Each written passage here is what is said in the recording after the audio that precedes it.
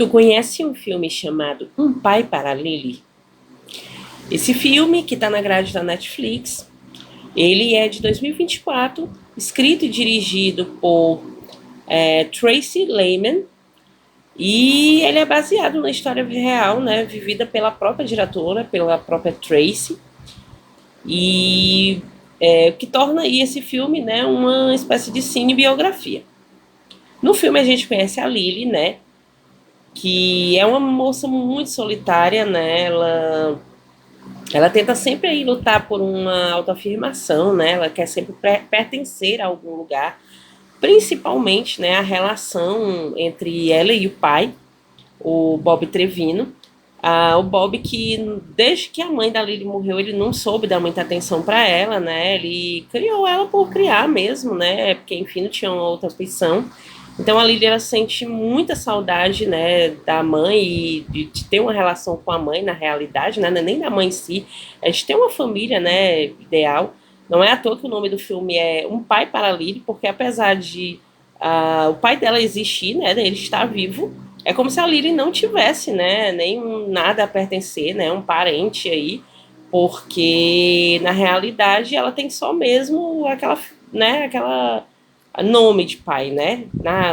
Toda a função, tudo que o pai era para ser na vida dela, ela não tem aí, né? Ela é, na realidade, uma moça muito solitária, muito sozinha. E a Lily, ela tenta manter aí a sua vida, né? Entre escrever as poesias dela, tentar se dar bem com o pai, seu trabalho como cuidadora. Ela cuida de uma moça que é cadeirante. E o filme, né, como eu falei, ele é baseado numa própria experiência pessoal da diretora, né? Ela que há muitos anos, né, ela perdeu o contato com o pai e ela tentou procurá-lo aí nas redes sociais, né, no Facebook, e ela acabou achando um Bob Lehman, que na época acabou se tornando um grande amigo para ela, né, uma pessoa muito importante na sua vida.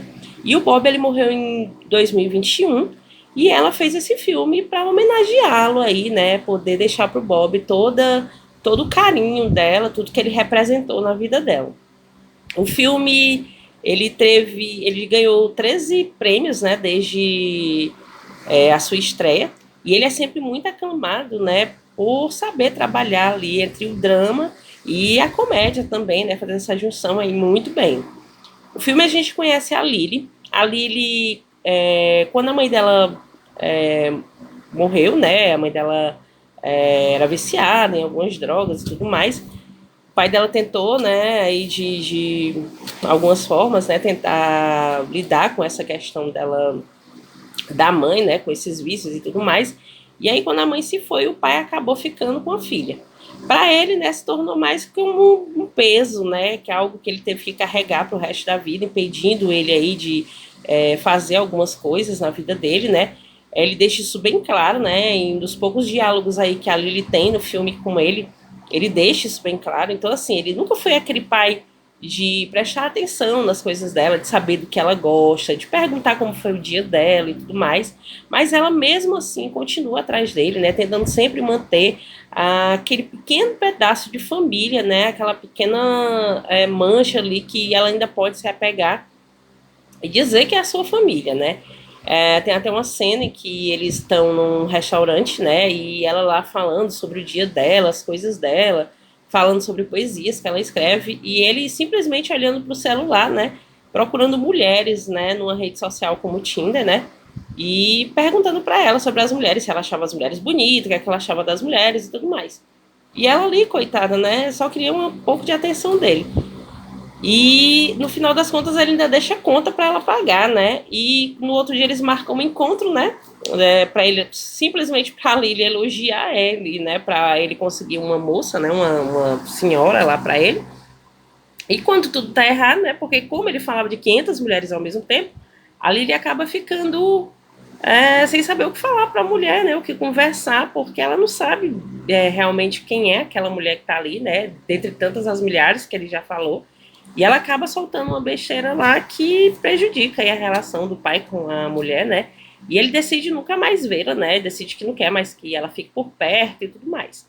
Mesmo assim, a Lily, né, ela vai nas redes sociais procurar motivos para tentar se reaproximar, né? Ela procura como pedir desculpa direitinho para alguém e tudo mais.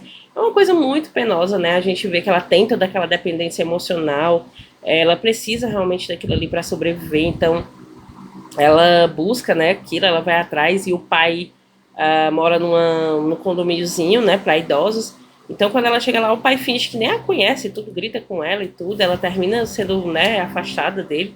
Depois ela tenta outros contatos e não consegue, até que ela chega nas redes sociais para procurar ele, né, procura pelo nome dele.